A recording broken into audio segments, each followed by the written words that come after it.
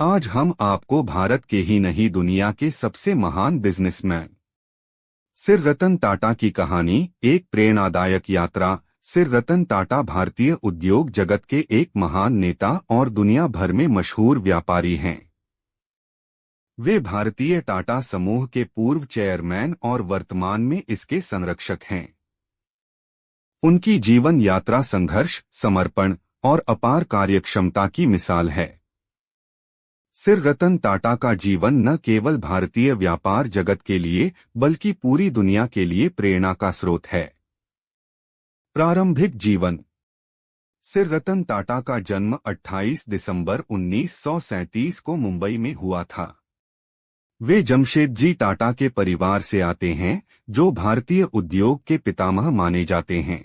उनके पिता नवाज बाई और मां सोनी बाई के साथ उनका बचपन बहुत सादा और साधारण था। रतन टाटा का पालन पोषण एक संपन्न परिवार में हुआ, लेकिन उन्होंने कभी भी किसी प्रकार की भौतिक समृद्धि को अपनी सफलता का पैमाना नहीं माना। उनका ध्यान हमेशा अपने कार्य और समाज की भलाई पर था। रतन टाटा ने अपनी प्रारंभिक शिक्षा मुंबई के सेंट जेवियर स्कूल से प्राप्त की और फिर अमेरिका के एक प्रसिद्ध विश्वविद्यालय कॉर्नेल यूनिवर्सिटी से आर्किटेक्चर में स्नातक की डिग्री प्राप्त की। इसके बाद उन्होंने हार्वर्ड बिजनेस स्कूल से मैनेजमेंट की शिक्षा ली, जो उनके व्यावसायिक जीवन में महत्वपूर्ण साबित हुआ। टाटा समूह में प्रवेश। रतन टाटा के लिए व्यापार जगत में कदम रखना एक स्वाभाविक कदम था, लेकिन उन्होंने इसे अपने परिवार के दबाव के बजाय अपनी इच्छा और महत्वाकांक्षा के साथ चुना। 1962 में रतन टाटा ने टाटा समूह से जुड़ने के लिए काम करना शुरू किया। उन्हें सबसे पहले टाटा स्टील में काम करने का मौका मिला। शुरुआती दिनों में रतन टाटा को कर्मचारियों द्वारा जज किया गया, क्योंकि वे एक बाहरी व्यक्ति थे, लेकिन अपनी मेहनत और समर्पण से उन्होंने धीरे धीरे सबका विश्वास जीत लिया। चेयरमैन बनने का सफर। 1991 में टाटा समूह के अध्यक्ष धीरूभाई अंबानी के निधन के बाद रतन टाटा को टाटा समूह का चेयरमैन चुना गया। उस समय टाटा समूह आर्थिक संकट से गुजर रहा था और कंपनी की स्थिति ठीक नहीं थी। ऐसे समय में रतन टाटा को कंपनी की बागडोर संभालनी पड़ी। शुरुआत में उन्हें कई चुनौतियों का सामना करना पड़ा, लेकिन उन्होंने कभी हार नहीं मानी। उन्होंने टाटा समूह की छवि को न केवल बचाया, बल्कि उसे दुनिया के प्रमुख व्यावसायिक समूहों में शामिल कर दिया। टाटा समूह में सुधार और विस्तार। रतन टाटा ने टाटा समूह के पुनर्निर्माण के लिए कई महत्वपूर्ण फैसले लिए।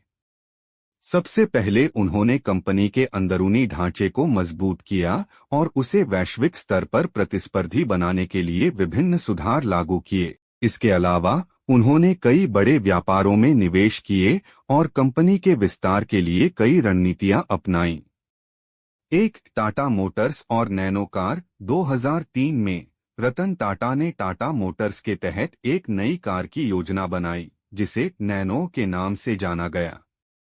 यह कार सस्ती और सामान्य भारतीय परिवार के लिए सुलभ थी। नैनो कार का उद्देश्य भारत में एक सस्ती कार उपलब्ध कराना था, ताकि मध्यवर्गीय भारतीय परिवार भी कार के मालिक बन सकें। हालांकि यह कार पूरी दुनिया में सफलता नहीं पा सकी, लेकिन रतन टाटा का यह कदम भारत में।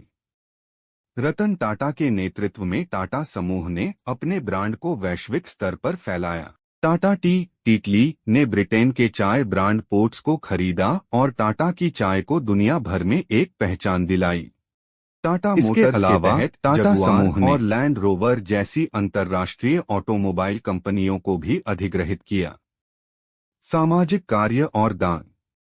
रतन टाटा के नेतृत्व में टाटा समूह ने हमेशा समाज की भलाई के लिए कार्य किया। वे मानते हैं कि व्यापार का उद्देश्य सिर्फ लाभ कमाना नहीं, बल्कि समाज की सेवा करना भी होना चाहिए। टाटा समूह के तहत चलने वाले कई शैक्षिक, स्वास्थ्य और पर्यावरणीय कार्यक्रमों ने समाज के विभिन्न वर्गों की मदद की। रतन टाटा ने व्यक्तिगत रूप से भी कई बार दान किया।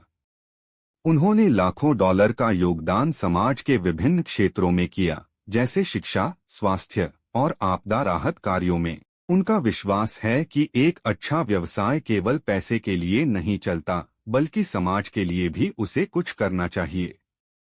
निजी जीवन और नेतृत्व। सिर रतन टाटा का निजी जीवन बहुत साधारण और सादा है।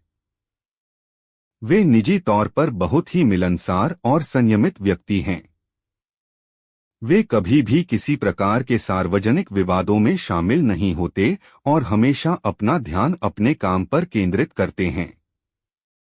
रतन टाटा के नेतृत्व में टाटा समूह ने न केवल आर्थिक सफलता हासिल की, बल्कि एक नैतिक और सामाजिक दृष्टिकोण से भी टाटा समूह को एक नया दृष्टिकोण दिया। रिटायरमेंट के बाद की भूमिका।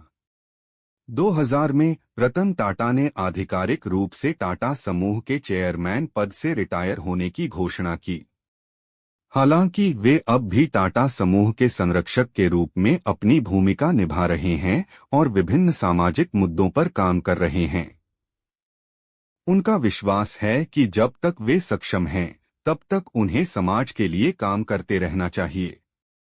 निष्कर्ष। सिर रतन टाटा का जीवन एक प्रेरणा है।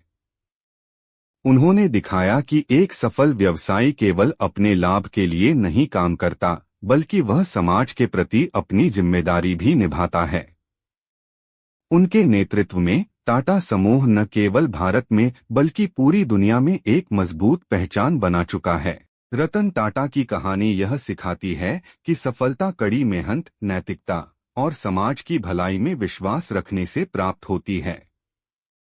उनके कार्य और जीवन के सिद्धांत आज भी लाखों लोगों के लिए प्रेरणा का स्रोत हैं। ऐसे हाई अमेजिंग फैक्ट्स वीडियो के लिए हमारे चैनल को सब्सक्राइब करें, लाइक और शेयर करें। धन्यवाद।